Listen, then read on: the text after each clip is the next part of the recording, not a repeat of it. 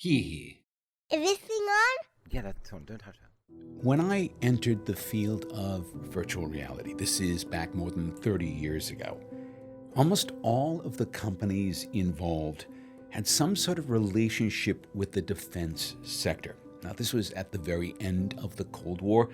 The Soviet Union had ceased to exist. The famed end of history had yet to be announced by Francis Fukuyama. No one quite knew what was going to happen next. And at that moment in time, it looked as though America and its allies had won the long, slow war against communism, and that all would proceed together into an undimmed future of liberalism, democracy, and freedom. 9/11 changed that, and so did the rise of Putin and Xi Jinping and Donald Trump and social media and the Supreme Court and the war in Ukraine, and I could go on. And although the world has grown more obviously dangerous over the last billion seconds, which no one predicted at the time, although that happened, our culture, and specifically our material culture, hasn't really acknowledged that fact. The USA got a Cold War dividend as defense spending was cut back and turned into tax cuts. Continental Europe, it didn't need as many soldiers stationed on its soil to defend against a Soviet threat that had ceased to exist. So everything got a little bit cheaper and everyone got a little bit slack. It was a long, lazy summer afternoon. But winter was coming, and so here we are. What do we do? G'day, I'm Mark Pesce. The coming next billion seconds will be the most important in history as technology transforms the way we live, work, and fight. We're going to spend this episode in conversation with one of the individuals most closely identified with this shift in our thinking and ask whether this shift portends a greater shift in the focus of our culture. That's ahead on this episode of The Next Billion Seconds.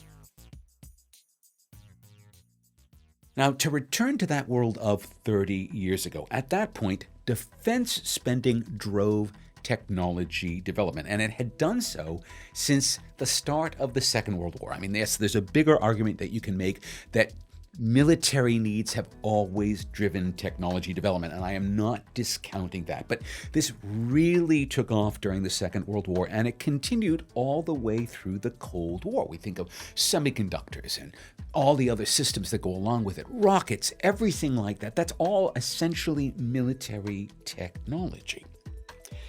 After the Cold War ended, the engine of technology development switched very quickly to consumer entertainment, video games and the like. Sony's PlayStation, which was released in 1995, it's really the first of a new class of devices, toys really, that pushed the boundaries of the possible. And then, a decade later, along comes the smartphone, and that really made it a completely universal experience. Half of humanity uses a mobile, most of those are smartphones, and all of us experience this advance in technology that has been designed to be marketed to consumers. And the smartphone, it cut the cost of the core components for a virtual reality system by a factor of 1,000. The kinds of virtual reality that cost millions of dollars 30 years ago cost thousands of dollars 10 years ago because of the smartphone. And the first person to work that out was Palmer Luckey back in 2012. When Palmer Luckey was just 19 years old, he founded Oculus, the most successful virtual reality company in history, the company that made virtual reality real. And there's no way to overstate what a big deal this was, because virtual reality was dead, buried, forgotten, until Palmer Luckey came along. In the beginning, he was just trying to make a better gaming system for himself.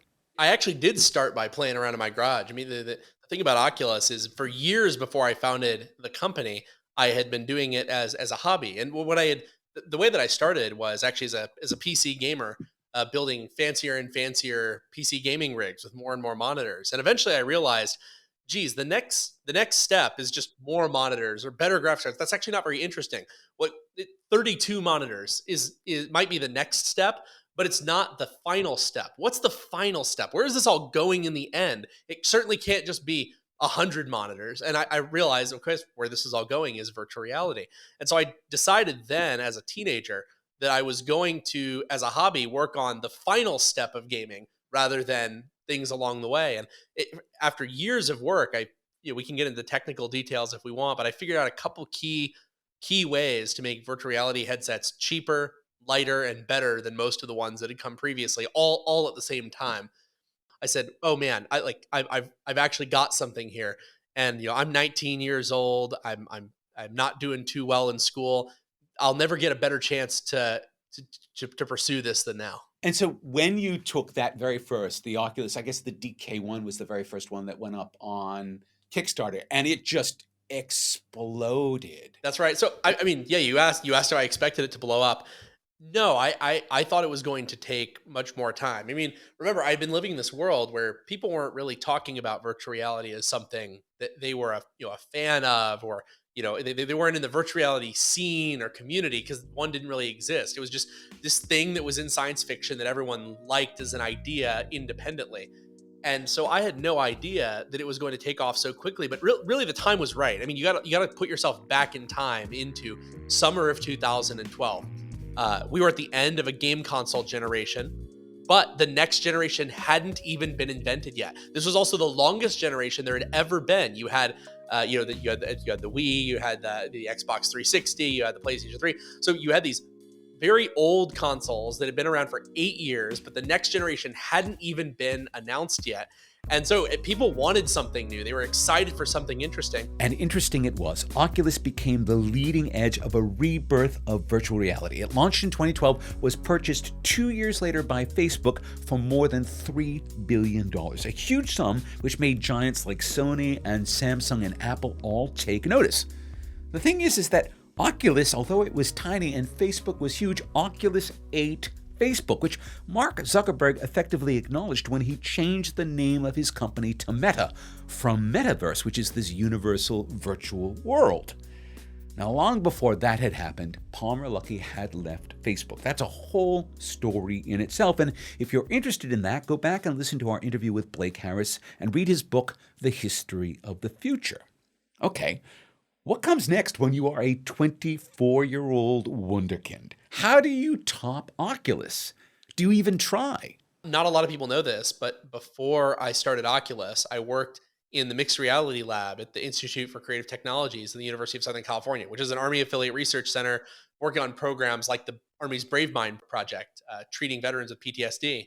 And it's not that people don't know it because it's a secret. It's not a secret. I actually talk about it all the time. It's just the media doesn't talk about it all of that much. I think that military applications of any technology just aren't what most mainstream outlets spend their time writing about. And so I was actually familiar with virtual reality technology being used in the military before I thought about doing anything else. And that had always stuck with me. So Oculus did some work with the DoD. I was really proud of it. But what got me interested in starting Anduril, which is my new company, is three things that I noticed at the same time. The first was that even as our adversaries like Russia and China invested in cutting edge technologies like artificial intelligence and robotics in their military, I saw the United States falling behind. Our major defense primes were not equipped with the incentives or the talent that they needed to build these technologies. So that's one issue. The people who really build this stuff for our militaries were not able to pull it off. Second, the companies that could pull it off, the ones that had a near monopoly on talent in areas like artificial intelligence, sensor fusion, networking, you name it, the big tech corporations were almost entirely opting out of working with the Department of Defense. And there's a lot of reasons for that. Some of it is ideological. Some of it is driven by a desire to not upset China, where their manufacturing and investment is largely based. The third issue was normally in a market like this, where the people who are doing it can't and the people who could won't, you would see startups joining to kind of disrupt things. But there's only been two defense unicorns in 30 years. It's almost impossible to raise money for a defense startup because of that. So it's hard to raise money. It's hard to hire good people. It's hard to make a difference.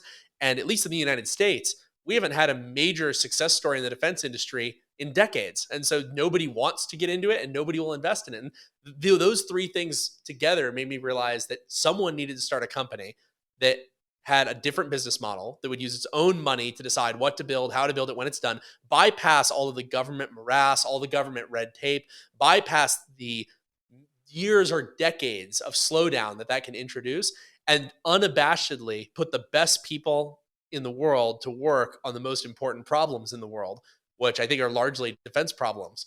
And that was how I decided to start Anduril. I started it right after Facebook fired me because I knew there was nothing more important I could be doing. Let's come back to this point you talk about, and I think it's a salient point, which is why I want to sort of draw it out a little bit, that the Defense Department, with the primes, as you call it, and I think maybe if you want to enumerate them, because you probably know them off the top of your head, it would be useful, are using second-rate AI technologies, because I think there is a broad perception that the defense sector has the best of everything when it comes to tech. I think that's partially because there's conflation between the national security sector and the defense sector around this. But can you unravel that, please? Because I feel like this is a major point here. Sure. I mean, most Western militaries are using old computers, old technology, old weapons, and the stuff that they're getting that is their next generation is less cutting edge than stuff consumers have been using for years. I mean, the DoD used to be way ahead of civilian technology, and that lead has entirely eroded. Like, the best artificial intelligence in the world isn't in military systems, at least not in the West. It's in Snapchat, it's in Facebook, it's in John Deere tractors. I mean, these are the companies that have, certainly in self driving cars. I mean, those are the places where good engineers go to work because those are the places where they're allowed to work quickly and allowed to make an impact quickly, which is what engineers really want to do. Um, and I think you're right. People do have this misconception that the DoD is way ahead, but it very rarely is true. There are certain areas where they're very, very far ahead, but those do not include the ones we've been talking about. You say that we need to get the best and brightest engineers working in defense. And the thing is, this was pretty much the case reliably until sort of the end of the 1980s. The end of the Cold War, that was it. So, how does that become the case once again? And what happens if it doesn't? I think that traditionally, the idea of since the end of the Cold War, the idea has been to get people by saying, oh, well, aren't you patriotic? Don't you want to help your country? Don't you want to work on these cool problems? But that only goes so far, right? Like, everyone who is working in the defense industry, as it currently exists, is doing so because they think it's important, because they want access to these really cool, important problems. But most of these jobs are not jobs that engineers want to have. They don't pay as much as they would make in the private sector elsewhere. They're usually stuffy workplaces. They're working on very long timelines where it will take years for their work to get fielded, if ever. Because why would they do that when they can start their own company and move quickly and have a huge impact? Or they could go to a big tech company and they could work on all kinds of cool projects and not be held back artificially. What we've done at Anduril is not, we don't have a magic way of getting people to believe in our mission 100 times more than any other company. For the most part, we say, listen, you come here, you'll be allowed to work fast. You won't be held back by the government contracting process. You won't have to wait 5 years in between grants to try something out, and you're not allowed to work on it unless the government's paying for every penny of the test. I mean, that's where people want to work. That's what the defense industry needs. You asked, what can we do to get people into the industry? We need to make defense industry jobs the type of jobs that people want to have. What happens if we don't do that? Then we're screwed because other countries do not have this problem. I mean, sure, they have it to some extent, but like in Russia and China, working in the defense industry has prestige and it is a good job to work in. Like, relative to all of the other options in particular, it's a really good place to work. And so, like, if we can't shift it around, I think one, you're going to see all of our best talent continue to build whimsical playthings up until the moment that our entire world crumbles. Does it take an existential threat like Russia's invasion of Ukraine to focus minds and, more importantly, to focus budgets on the importance of defense? I think to a certain extent it does. Like, one thing I've said for many years, when I was starting Anduril, a lot of people really rejected the entire premise of building a modern defense company. They're like, oh, this is a huge waste of time. There's no reason. There's never going to be these major conflicts. Russia invading Ukraine has at least ended that ridiculous line of thinking. Like, I'm not a remember, I'm not a fortune teller here. I've had people say, "Wow, Palmer, it's incredible that you saw this all coming. You're a real visionary." I'm like, no, no. Anyone with a brain saw it coming, unless you are purposely doing pretzels to contort your way around the way that humanity has been for thousands of years. Like, I did not predict the future. I just looked at the past and assumed that that things weren't going to change. Um, I feel like it's probably not enough to change people's thinking in the long run, though. I think that the Ukraine conflict has definitely changed their thinking, but it's really easy for people to forget about it. I think you're already seeing this, as you get less news coverage, less people talking about it on social media. I wouldn't surprise me if a year or two from now, if this conflict drags on, that a lot of the people who were so shocked by the conflict will kind of go back to saying, well, that was just a one-off event. That was a black swan event that happens once in a century. It's never going to happen again. And that's the mistake they're making. The mistake they're making is thinking that this is a Putin problem rather than a human nature and human incentives problem. In a moment, we'll take a look at the future of defense in Australia.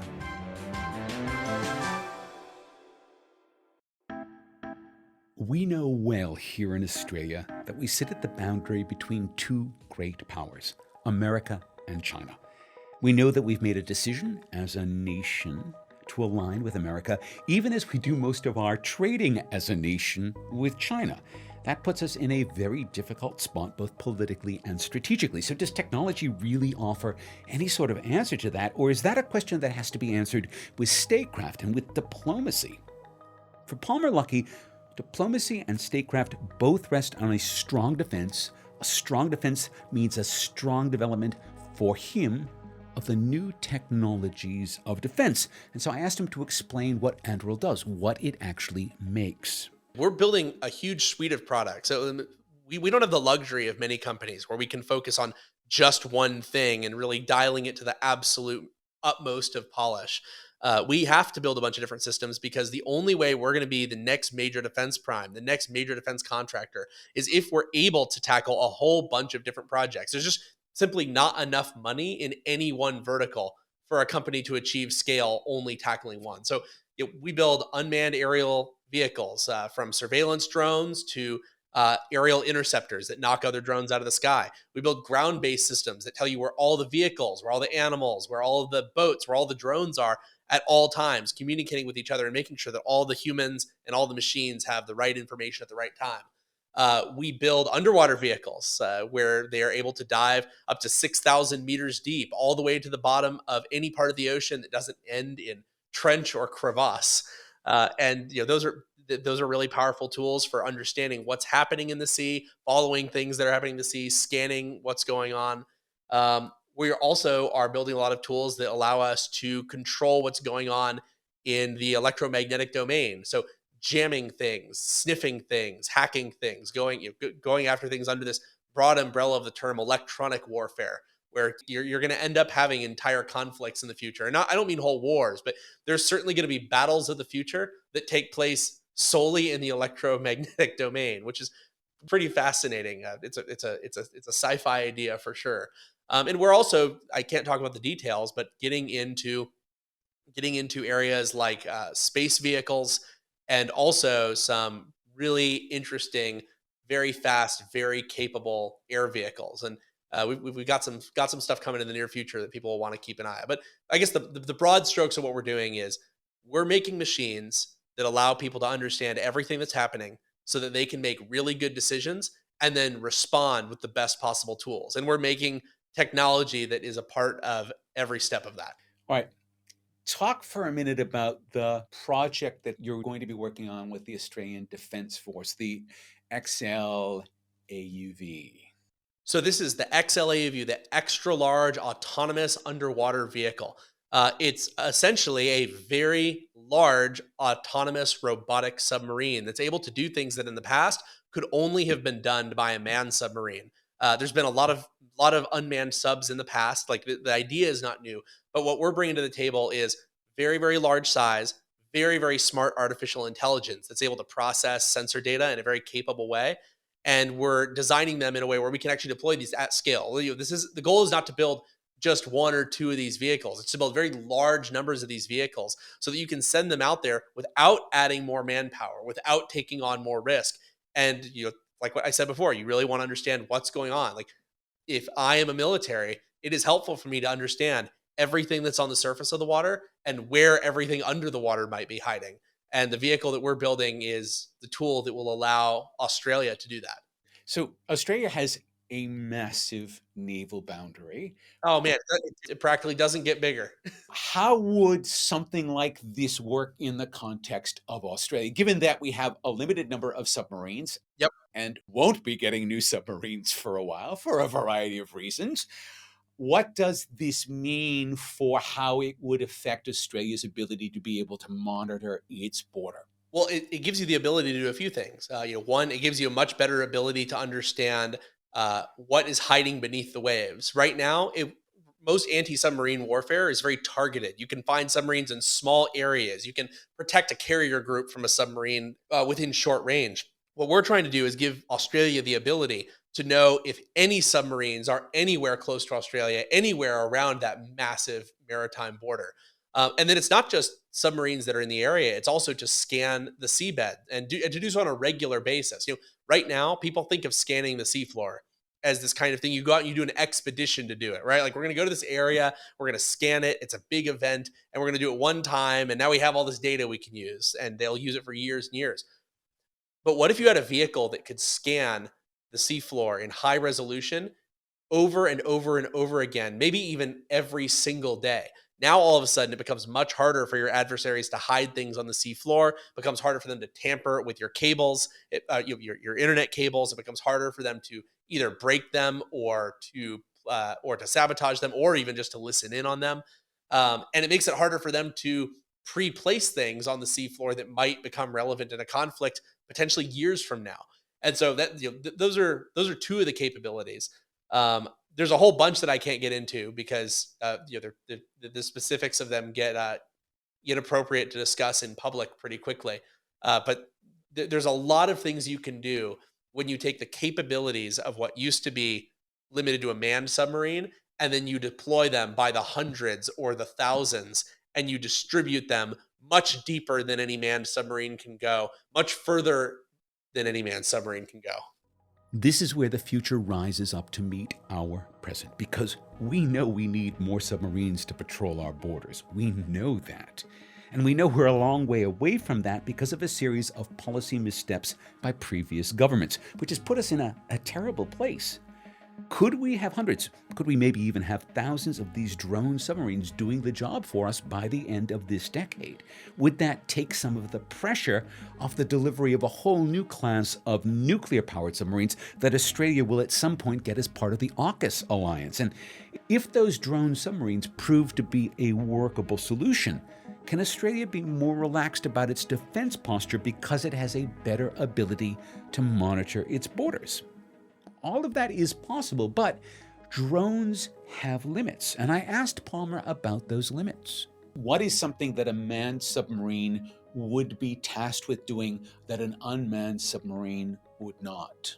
Oh, well, I mean, there's quite a few things that are still going to be left to manned submarines. So I think, for example, one of them is going to be pretty much all strike capabilities. So where you're carrying really large, really powerful weapons, and you want those to be in the hands of a human crew that is able to think for themselves and also follow the chain of command and the rules of engagement very closely.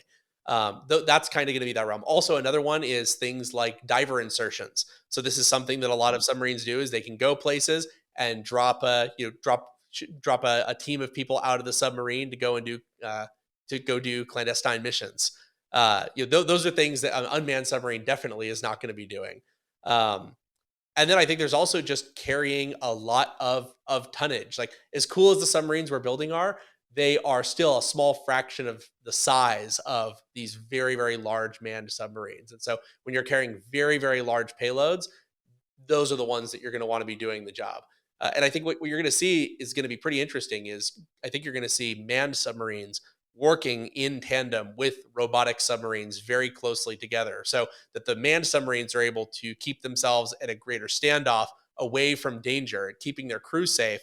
while putting forward a bunch of robotic submarines to feed them back information about where the enemy is, where they should be targeting, where they should be hiding from. And that's really going to be the magic mix, is all of these systems working together and talking to each other, manned and unmanned. We've experienced this 30-year period, so 92 to 2002, which is the same number of years you've been alive. Technology was consumer led. By my math, really the PlayStation, the original PlayStation, is kind of the crossover point in that. What do you think it looks like 30 years from now? Is the defense sector once again the primary engine of technological development in the early 2050s? Yes, I mean, I would say it's not even just defense. I think that the government. By the way, this is hard for me to admit. I got to admit this. This can.